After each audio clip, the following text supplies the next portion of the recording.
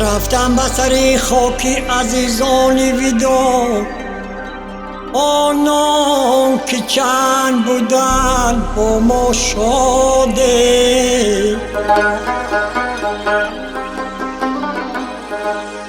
هرچند که به خاکشان هر دم فریاد، از خاک به ما کسی آواز نداده.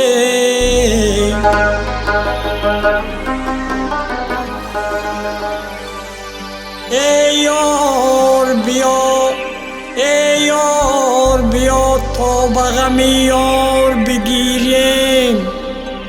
آزرده و دل مرده و افگار بگیریم.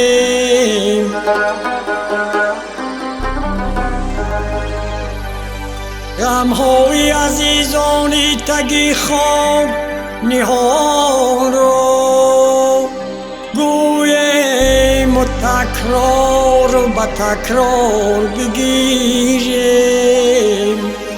گویم و تکرار و به تکرار بگیریم.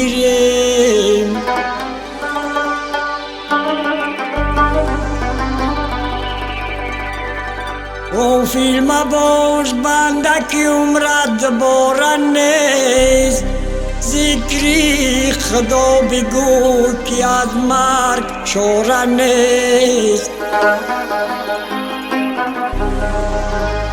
در زندگی بکش که فرصت غنیمت است، زیرا که روز مرگ به کس آشکار نیست. زیرا که روز مرگ به کس آشکار نیست.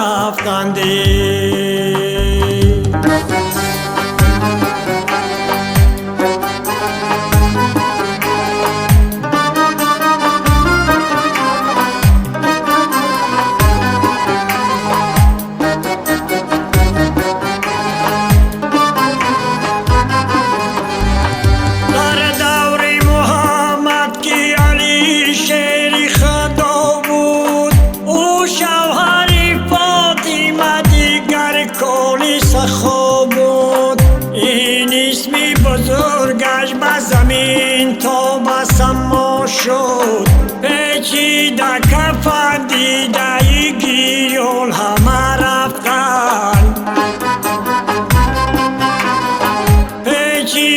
کفن دیدایی گیرون همه رفتندی